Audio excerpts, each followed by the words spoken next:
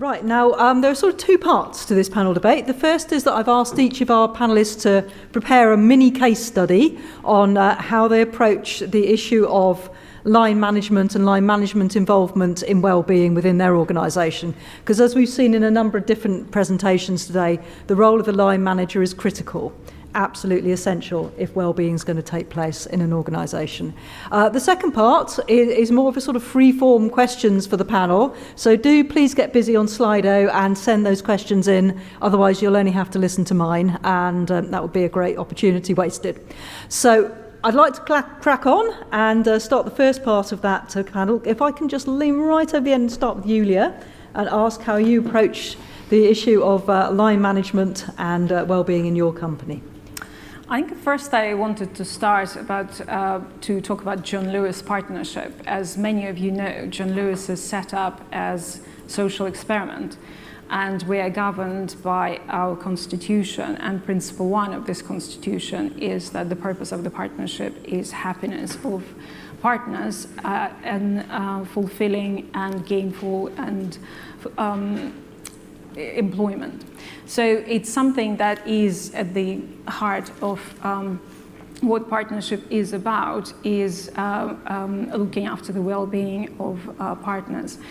And we have always done that, and we set up our health services in 1929, which is 19 years before NHS was set up. So we were always on the front foot when the well-being and health was concerned. The challenge we have at the moment, and this is where we need to pay more attention to our line managers, is that due to a huge strain of our operating model, the line managers' time is really stretched and they're pulled in all different directions. So we want to make sure that during these times we don't lose this focus on employee well-being, and we provide all different training opportunities for our line managers, but fundamentally it is something that comes from bottom up rather than from top down. It's something that we encourage people to share best practice and to do things at a local level. Is a lot of the previous speakers, because I'm conscious we're the last session of the day, a lot of the speakers were talking about localization and relevance and making whatever initiatives really personalized and making sure that they reach the audience in the way that they engage with it. We are trying to encourage people just to do things that are very relevant for them, because our challenge is, the other challenge is that we have 90,000 employees, but we have very, very different groups of people within this 90,000.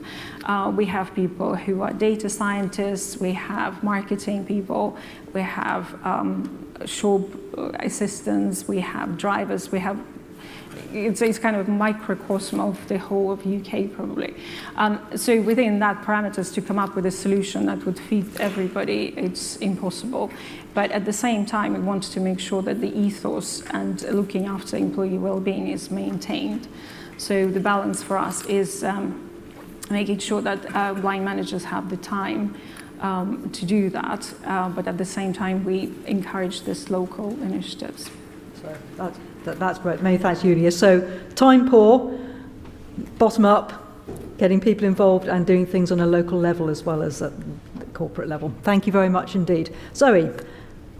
I worked across 5 different organisations during my career, and I think for me it's trying to work out what the culture is of the organisation you're working for. So it's making it very specific to help those line managers, and that is trying to hear from them and the business that they're within is what will help them. And I could give you lots of different examples, but I'm going to talk about Bloomberg, where I'm currently working. Bloomberg is a data organisation. Our job is very much to give our customers exactly what they want in a nutshell. So for me, I have to understand that's how our managers work to other people. So my job as the wellbeing manager is giving them the information that they need to do my job for within the organisation in exactly the same way. So we were very excited when we partnered with an organisation that's here today, Babylon, having a GP in your pocket, because we, like many organisations here, I look after EMEA, so I have employees that not only work in 62 different offices across 42 countries, we also have a very unique sales force that start in the UK on a Monday, go out to all of the countries, come back on a Thursday and are in the office on a Friday, which is very unusual because it means that all of the benefits that everybody else has in London, they want wherever they are in the across the world, 24 hours a day. So we were very excited when we saw the app that was going to enable us to do that. And we're even more excited when Babylon were happy to partner with us to develop something that was going to be very specific to us. So we've heard beautifully from Julie that we need to have something that's very simple, and using the simple app, which with an organisation like ours, which is multicultural, multi-generational, but very much focused on a young, dynamic workforce that uses data on a daily basis and uses technology on a daily basis, we needed to supply our solution to the line managers in that format. And that's what we were able to do. So I know I've put up a couple of slides just to make it quickly and more easy to see. So I don't know whether you visited this afternoon, but the most important thing for me, when I talked to the managers, they needed their staff. We are very lucky, like a lot of you, that we have doctors and nurses on site at Bloomberg. However, when my sales force are across the world, that's not much use to them. So we future-proofed it by using a doctor in your pocket. And we were able to do that so they can have their appointments wherever they want and have their prescriptions delivered to them wherever they are in the country. We took that one step further. So if we go to the next slide.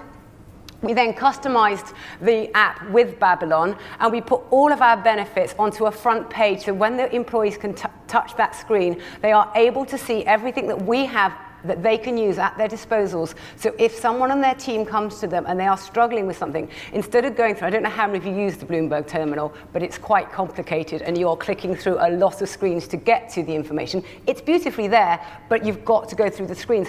If it's the middle of the night and you're in Uganda, you're not going to want to do that. So it's on their phone app, all the information is there. We then linked it one stage further so that if any of our employees are speaking to the Babylon call center, they are able to link back the call center node to say, you don't actually need to go and do this because you've got this and this is where you need to go. Look on your app, it will tell you where your physio is, it will tell you where those pieces are. And we were also then able to add to that all of the things you might need to know when you're struggling, when you're about your travel insurance, what to do in an emergency. So we tried to we listened to what they needed, we tried to match what the business would do and how they would sell our product to others, and then we rolled it out to them. And I'm delighted to say that the take-up is phenomenal. The feedback is 100% net promoter score in our first 2 months. And so it has been self-generating of selling itself across the way. So there is nothing like advertising something that's useful by employees telling each other, this is a great thing, you should use it. So that was my solution. So thank you very much, Zoe. That's really interesting use of technology, but also the importance of ease of access into wellbeing products to make that work within a culture and within a company. Andrew, if I can come to you and ask how you involve line managers in your particular organisation.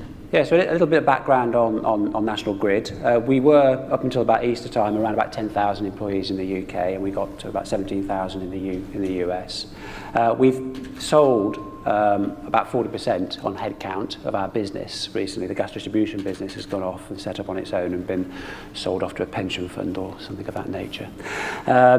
But it is quite interesting to go through a change program where you have to set a new company up within a company and then sell it off. And that created a lot of opportunity for us to talk about how managers can support people through that change process.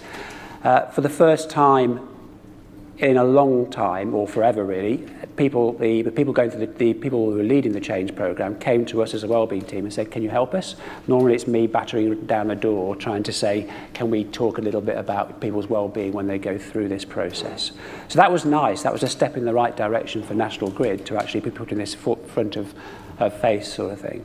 And so we were able to create a combined message around the change program and then supporting people through change, and then supporting the line managers to help manage and support people through that change process. A lot of the stuff we already had developed, we could integrate into those programs to help that change program fit more succinctly into people and help people through that change process. So that was a really advantage for us last year. We felt that will stand us in good stead as we move forward as well, because those processes are now established and in place. We're just at the present time coming out of a 5-year strategy around health and wellbeing, and I've been talking to the board and the rest of the business around what should we involve in our next, what are the challenges that are coming at us. And some of those challenges are the things we've been talking about today, about chronic illness building within the organisation, people having to address those issues within the workplace, and for us to be able to create care pathways for those people to be supported while still at work. And what we want to be able to do is make sure that line managers are part of those care pathways, and that they know about that, and that they know how to feed people into those areas and then support them through with adjustments and support from that nature. We're also looking at trying our safety. I sit in the safety directorate, and we've had a lot of principles, if you like, that have been established in the safety forum, like reverse parking, holding the handrail, not using mobile phones in the organisation. That creates a framework for managers to challenge people's behaviours. So behaviours are another area that we're looking at, and we're looking at creating some wellbeing principles. In fact, we're well through the process of doing that. And again, it would be no surprise to you, because I think other organisations are also focusing in these areas around making sure that people switch off, making sure that they're active, and making sure that they refuel. And we feel that will give the managers a framework for them to be able to challenge the way that they work and how they manage, and then to help and support employees to develop that. Just one other area I think I'll touch on at this moment, and that was around a survey we did with BITC on the mental management of mental wellbeing last year with YouGov. We, as an organisation, came out that actually our managers, 9 out of 10, 89% of our managers accept that wellbeing is part of their role, but only 56% of them believe they've got the tools and capability and confidence to be able to deliver that. So we can see a gap there that we need to fill and support. So some of the things that we put in place to help that is to increase their knowledge and understanding about how to have a conversation with somebody.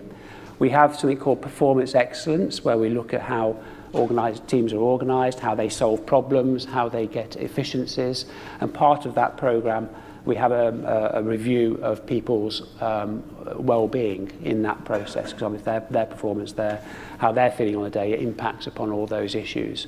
And so we put some guidance around how to use that effectively, and that if people are flagging up their issues are becoming a problem, that they need to address that, not just see it and move on, sort of thing, which is tended to be what we were doing.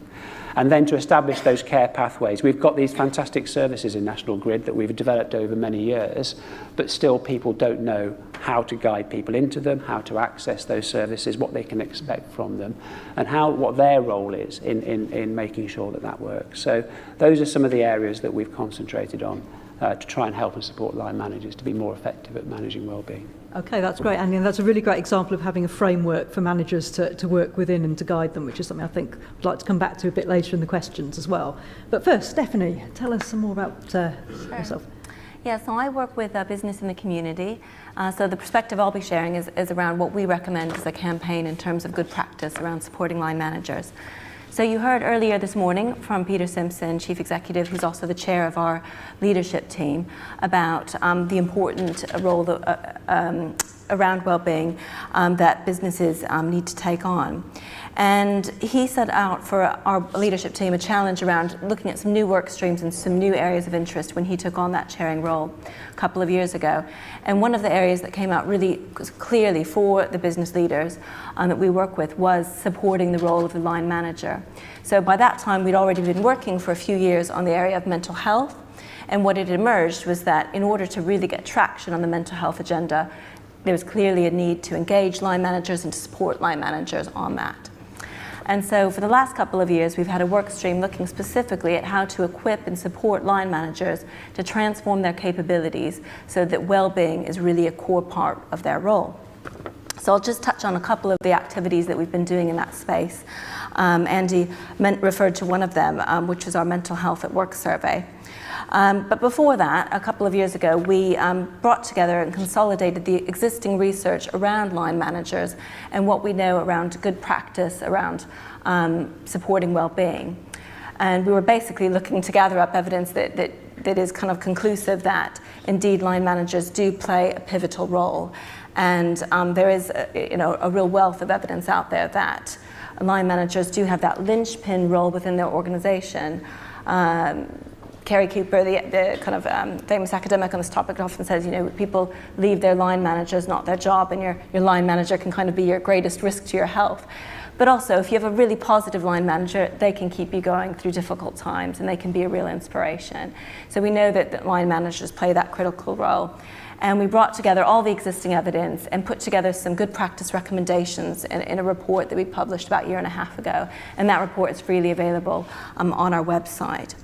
Off the back of that, though, we wanted to go much further and hear from the voices of line managers themselves. And so we commissioned a survey with YouGov, looking at a representative sample of employees and a larger sample of line managers across the UK. And what we found in that was some really, really interesting results. We found that a majority of line managers do feel that well-being is part of their responsibility. It wasn't quite as high as at National Grid, it was 75% was the overall. But amongst those companies that are more engaged and further advanced in the agenda, you can see like National Grid, those numbers do go up. But we saw again that a large majority actually of line managers didn't feel equipped. And about 80% of line managers felt there were some barriers that were stopping them from engaging with their employees on well-being and on mental well-being in particular. So some of the barriers were lack of training around mental health, so not having the language or the confidence to talk around the issues. The other two top ones were actually just around kind of good line management capabilities. So people had a lack of time to carry out one-to-ones. So line managers were not having sufficient time to build those important relationships and to check in with their employees on a regular basis. And they also felt that they weren't able to look after employee well-being because that was in conflict with them basically achieving their work objectives. So their performance objectives themselves were having to take priority to the detriment of employee well-being. So not perhaps surprising, but those were some of the things we found. The other really interesting thing we found was that there's a real gap in perceptions. So senior managers and leaders felt that they were starting to kind of develop really strong and good approaches on mental well-being within their workplaces. But as you kind of go down within the layers within the organization, the confidence dropped. So if you get down to your employee level, only 37% of employees had confidence that their organization was on the right direction and moving ahead well on mental health. And line managers were sort of in the middle, so your junior line managers and then your middle managers and senior managers. The higher up it went in the organization, the more confident they felt that they were doing the right thing on mental health. But that confidence dropped the lower down. So what that shows is there's a real gap between the perceptions of management and the actual experiences of employees. So that's an area where we want to continue to look, and we're going to be running that survey for 2 more years. So just to close in terms of some of the work we're doing, our calls to action out of that report for business were, first of all, for employers to really continue to embrace the mental health agenda, to talk, so basically taking an active role around recognizing that you need to do something as an employer. So for example, signing the Time to Change organizational pledge and making that public commitment to your employees. Secondly, the real importance of investing in training for your line managers and for your employees as a whole. And our recommendation is that you give line managers added support and training around mental health, but building it more widely into their capabilities as well. And finally, that we recommend that employers take action to address the gap between perceptions and experiences. So a lot of the great case studies we've heard today are about programs where they've really been built on a strong dialogue with their employees. So being sure that all the work that you do is going to come to good because it's based on what your employees need, what your employees want, and not developing some whizzy, fantastic program that isn't actually kind of suitable. So taking action and kind of keeping that employee dialogue going is kind of our third recommendation.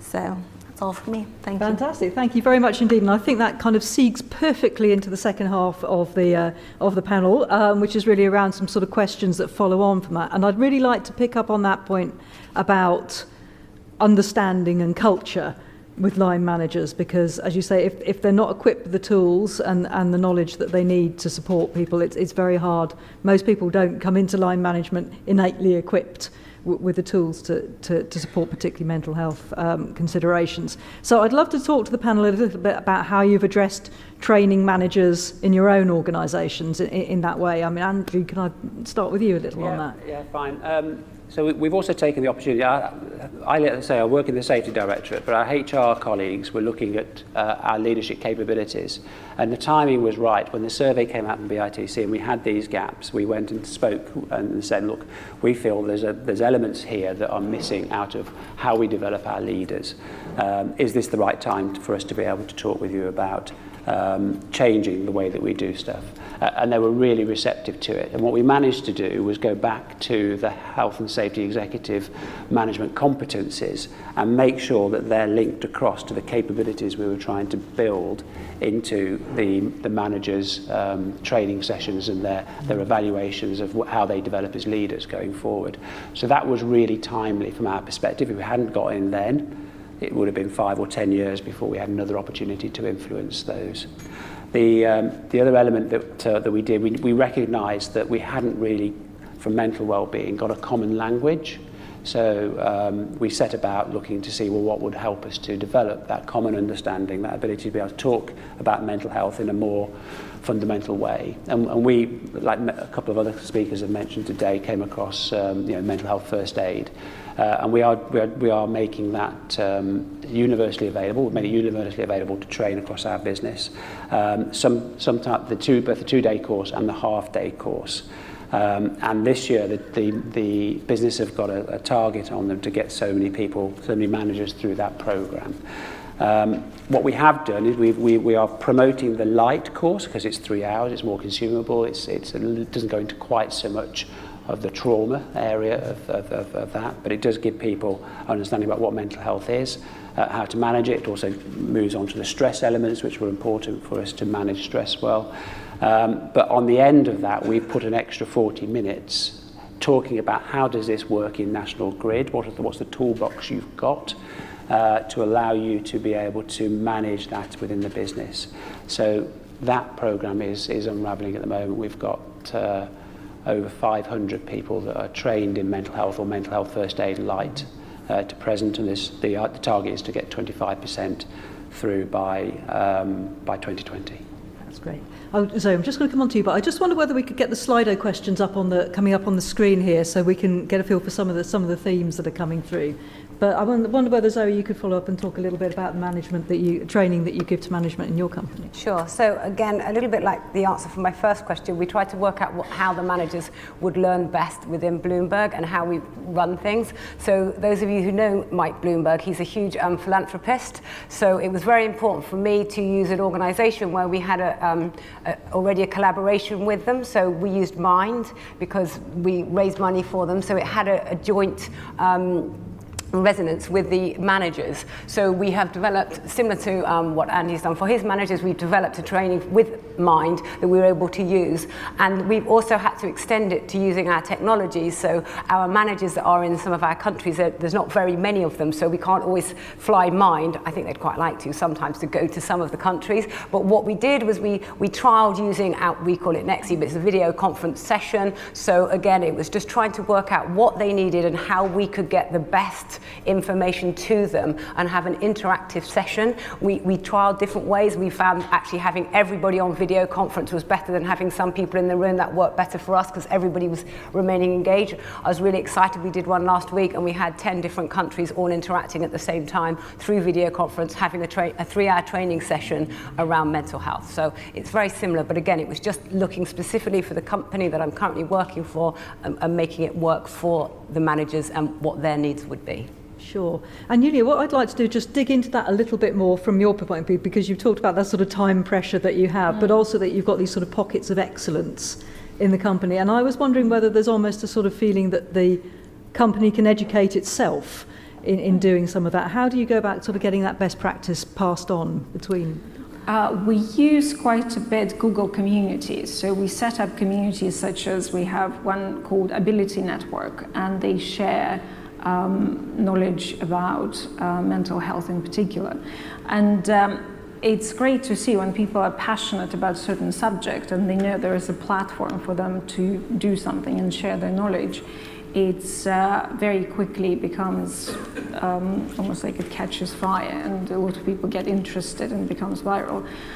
We also did last year what we call Bring Yourself to Work Week, which was hugely popular, and there's some very senior people in the business who were talking about mental health and mental health issues, and suddenly it was everyone saw the chairman as human, and it was a revelation in some ways, because you just think, well, again, given the size of organization, and just suddenly it was reconnecting back to the ethos I was describing in terms of the happiness of people, and they felt more in control of what they're doing, other than the company is providing something for them. It's co-creating something.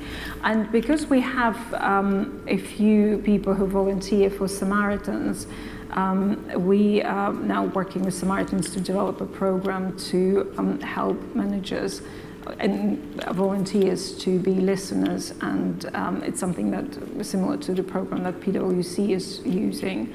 So it's just building on the energy that exists in the business already rather than creating something new, and also responding to some of the demands. So we are piloting some mental health courses for line managers, even within the time pressures. We're just thinking, how can we make it more technology enabled? But it's making it relevant to what they wanted to get out of it. It's almost like educating them about the issues they face, but also all the amazing resources they have available to them, because we have fantastic services, but it's just making sure everyone understands what's there and getting through to them in an accessible way. So it's just Zoe's example with app was amazing, because everyone has some sort of device, and it's something we'll definitely consider. Yeah, and again, there's sort of interesting point in there. I mean, I know our panel's about line managers, but I guess another question is, does it actually all have to be about the line managers? Can you work with wellbeing champions within an organisation who aren't necessarily line managers? Can you use that as another way to spread the good message, if you like? I mean, Andrew, is that something that you've tended to do? So our first strategy that we had in 2008 was about creating a network of wellbeing champions and other infrastructure areas where we could start to talk about wellbeing. There were volunteers, often came along for the ride a little bit, and didn't necessarily deliver a great deal. So we then asked, we created a role profile, and then we asked people to be selected into those roles a little bit more around certain behaviours and capabilities that they had. So we ended up with a network of around about 80 or so wellbeing champions, which were great. We held a wellbeing conference, we do webinars with them, we have a look and try and help them to help us, because we're just a small team. They're our messengers to a certain extent. But they were a little bit alone in the business, so they were goodwill people, not necessarily plugged into the business process. So over the last 3 years, we've sort of restructured that a little bit. We now have super champions, so we have about 8 parts of our business that we call entities. So each of those have got a wellbeing super champion, work a lot closer with our team, and we can use them for to build our programs, and then they're more engaged in delivering it back into their businesses. We're looking to upskill them, so that next week, much to their horror, they're going on a NEBOSH 1-week NEBOSH health and wellbeing course, which they may or may not enjoy, but anyway, that's broadening their experience, us investing in them and raising their profile. And then we've connected them up to a senior manager in each of all parts of the organisation, and between them they have to do an annual wellbeing plan, broadly based around the central plan, but giving them opportunity to put sort of bespoke it for their parts of the business. So that gives them the link then up into their senior management teams, so it becomes more official, if that's the right word, or they have more gravitas around how they deliver that. And then one of those entities has then created a wellbeing role actually is a role. So that's an interesting development as well, because that's away from my central team, who are very defensive about what they're doing over there, pinching our job and all the rest of it, and me sort of explaining, actually, this is a natural maturity progression, and it allows us to do more strategic stuff if there's somebody over there delivering on a day-to-day basis. So that's how things have developed and are continuing to develop in National Grid. That's great. And Zoe, the Wellbeing Champions, is that something that's come through in part of the Bloomberg culture? We don't use it at Bloomberg. It doesn't really fit with the culture there particularly, but I've used it in Pepsi when I was there, and I've used it in another company when I was doing consultancy at Serco, and it's been really, really successful. Completely different from how Andy described it. It was the people that came forward were actually, we didn't actually ask them to have necessarily well-being, anything to do with well-being. We just needed enthusiasm. And what we learned from that and was fantastic, because you get different people from different parts of the business, and then you could utilize their other skills, which weren't necessarily their well-being skills. So if you had someone from brand or marketing, it was often difficult for us as the well-being team to get into brand and marketing when I wanted something done. But if our champions actually worked within brand and marketing, then it was a really good sort of segue into there. So it was a really different way of using them within Pepsi. It was really, really successful. We then took it one step further, and we asked them to become well-being, once they were established, well-being champions for different areas. So it wasn't so big because, like you often say, it's the time pressure. And what we loved was that when, in those days, it was very early around mental health, and someone that was stood up and was from the brand, very senior person, was very, very passionate about mental health as a champion. And she just became this absolute gem within the organisation and was really, really useful. Whether she would have ever gone forward to be a mental health champion if it had developed in that way. So as you said, your roles progressed and then they morphed into something else. I think they're an absolute incredible resource, often underutilised, a difficult position to be in. But if we can, spread the word through using champions, then I think it's really useful. That would be great. And I'd like a great question up on Slido, which I'd like to sort of bring Stephanie into and then sort of broaden out to others. Of the three areas, emotional, physical and financial, which of those do you find the sort of biggest well-being challenges for managers? How have those been built into the model that you've developed? In terms of our model, I think the financial well-being is probably the element that we haven't looked into as much in depth. And I think Peter, on one of his slides he referred to, we're actually going to be refreshing our WorkWell model to develop even further and to kind of move into some of the more contemporary issues that are evolving. I think what we've really focused strongly over the last 5 years or so has been, probably even 10 years ago, we started looking at the resilience agenda, and then that kind of morphed and broadened out into looking at the mental health agenda. So that's where a lot of our focus has been on, because there's still such a long way to go in terms of bringing that parity of esteem between physical and mental health. And we know that for many companies, many organizations, they're still earlier on in their journey.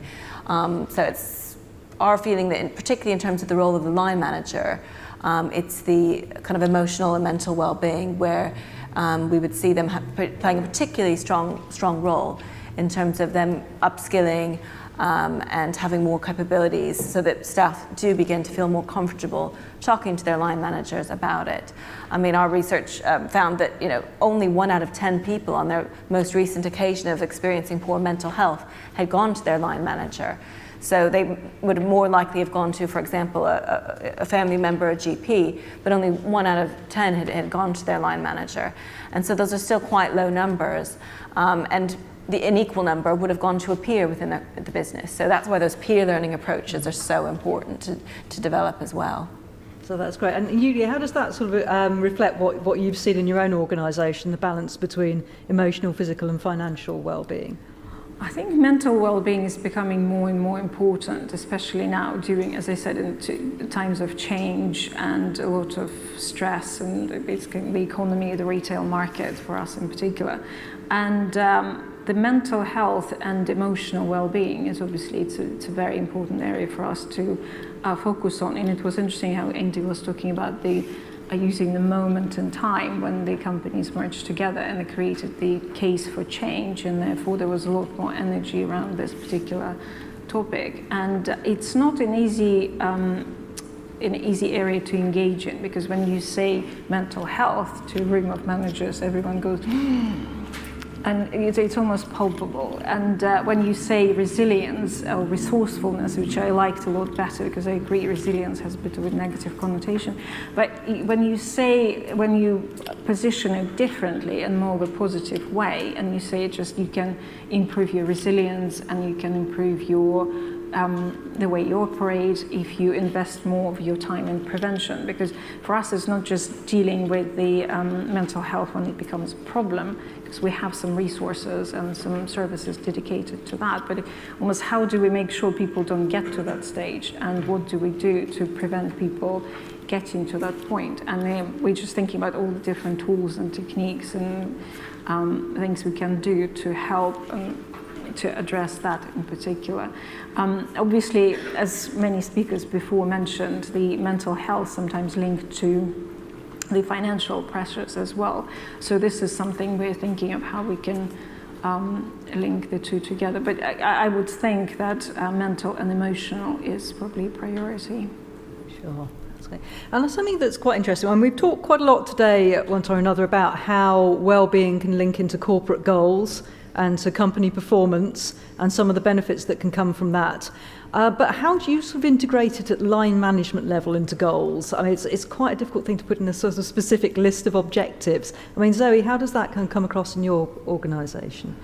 I think going back at Bloomberg, it's very much because of the philanthropy. Mm-hmm. We can use that. So if you look at the 5 ways for well-being, one of them is charity and giving. And I think because other organisations today have spoken about how you can have a day to go off and volunteer, etc., it underpins our business. So for us, as I keep going back to, it's working out what the business you're working for at that time, what works for you. For us, we can underpin all of our well-being activities, if you like, from when we're talking about collaborate. Whenever I meet the new interns who amaze me, on the Monday morning, they've flown in from all around the world to start a new job in a new country in a different language. And I always just say to them, just remember to be kind to yourself. And when you're offered the opportunity to go out in the first week, which they all are, to take part in a charity event, whether it's cleaning the river like I did or whatever, I met some really interesting people across the business I would never have come to meet again, and it was really important for me because if I see them in the pantry, I just interlink with them. So I think for us, it's just using what we've already got and tying it back in and building on that. Sure. And how about yourself, Andrew? How does that work for you? Yeah, we never seem to really get the explicit hook with some of the big stuff that the business talks about. So at the moment we're talking about 5 big rocks. I can't remember all 5 of them, but the ones that stick in my mind, safety is so important for National Grid. You know, we're pumping gas around into people's homes. We're responsible for keeping the lights on, keeping everything going. So that safety element is really, really important. It's second nature in National Grid, and well-being is part of that. You know, making sure people are alert at work, that they're fit to do the work that they do. Really, really important to make sure that safety performance is kept at the level that it's at. So we try and weave our stuff into those big, and I think it's accepted that they recognise that that's there. So a couple of other areas, a couple of the other big rocks are customer service. So we're not good at customer service because our customers, we're a bit of a monopoly, so we don't really care about our customers, but actually the competition is opening up in our industry now, so we've got to focus our people to do customer service. And of course, if you want good and excellent customer service, you need people, again, who are alert, who are sleeping well at night, who have good context. So that's another area. And then another part of our strategy is around fit or fail. That really means fit or fail of our assets, not our people. So we message through where we can, taking the opportunity again to say actually the human asset is as important as the physical assets we've got in our business. So it can be an afterthought, or it might need to be a bit creative in the way that I weave the messages in. But I think we've got a good conversation going on at board level. We've got a good conversation going on at ground level. So I think it's well established. Sure. And Yulia, the same thing. I guess it's almost the flip side round. John Lewis are known, if nothing, if they're not known for customer service. So how does the wellbeing piece fit into the objectives there? In terms of the performance management, we look at two sides of the coin, both on what is delivered and also how, and they're equally important. So in terms of either you live up to the principles of the business, which is about treating customers fairly and suppliers and treating each other, looking after well-being of each other. So it's a very important area of how the objective is delivered. And obviously we track all the results in terms of the NPS scores for shops, and so we definitely keep an eye on what's happening with customer service, which is kind of easily trackable. But our people are our brand, because it's just, you go to John Lewis for the customer service. So that is something that definitely, to Andy's point of weaving into the messaging, it's quite clear that the well-being of these people is at the forefront of what boards think about. Thank you very much. So it is with regret that we come nearly to the end of our panel, but I have one more question for all of you, which is around what the single biggest thing you've done to improve line manager engagement with your wellbeing strategy. And in Stephanie's case, I'm going to tinker with that question slightly to say the single biggest thing that you've seen within your kind of broader work that really makes a difference to line manager engagement. And if I can start with you, Stephanie. The single biggest thing. I think it's around making individuals and line managers feel as though it's important to them. So it's presenting well-being as something that's going to help them to do their job well, to look after their people. So I had an example of someone I met the other night who said she snuck all of her well-being stuff into the attendance management course, because that was something that line managers prioritized. So it's making it important and making it relevant to get them engaged. Thank you. Andrew. So I think one of the things that made the biggest difference in National Grid was when we signed the Time to Change pledge, and we had a couple of leaders that came out and told their story. It's been talked about by a number of speakers today, and we had about 30 or so employees also come through, and our managers as well were in that group, and they talked about their experiences, how they used the service or wished they'd known about the services at the different stage, and those stories I think permeated through the organisation and gives people then license and the ability really to see their way through how that works. So I think the line managers that really stood up and told their story, from the senior leaders to the shop stewards, if you like, who also contributed elements of that, opened up the opportunity to be able to have better conversations and to have better processes in National Grid. That's great, thank you. Zoe, you see. For me, it was, I guess, listening to the managers of what they wanted, listening to their problems that they had, recognizing that they had a huge amount of benefits at their resources, as a resource, but they didn't know how to access them all. So listening and then developing something that was appropriate for our business, very, very technically, can't say the word, savvy, for them to be able to use. Because when we stood up on stage to launch what we did, it was quite terrifying, because we have more coders in the room. We have all of the people that can do all of these things. So we had a one-shot chance, so we had to listen, develop, roll it out, test, beta test, and then go to market that it was right. So it was exactly as Julie said, having a simple solution that helped the managers do their job, because as Julie says, they're time poor. So it's my job to make their job easier, so we could do that. Sure. That's great. And Yulia? I think for us it was the starting to build momentum around a certain topic, and we also assigned the Time to Change pledge, which was a big step in itself, but also engaging the senior management, but also following up with other initiatives. So it's not felt as in it's a one-off, it's something that's going to be built upon, and it's important for us, and we keep talking about it. It's similar to Andy, the stories we had from the branch managers who recorded themselves talking about the issues they had personally and what it meant for them and how it affected them.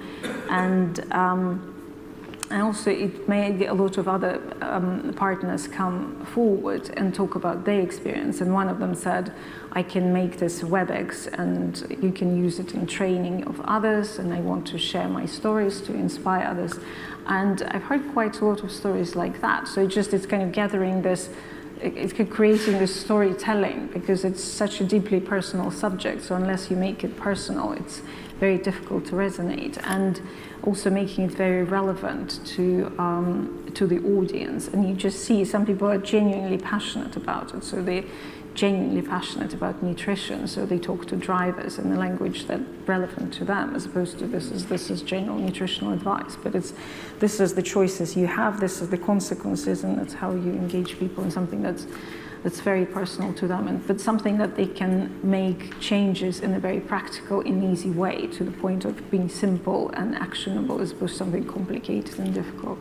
Sure, so that's great. So here we've got make it relevant, share best practice, make sure people have got the information that they need, and build momentum over time through sharing and good stories. There you have it. 4 tips to go away with to help you with your well-being strategies. Thank you very much indeed to my panel. Thank you.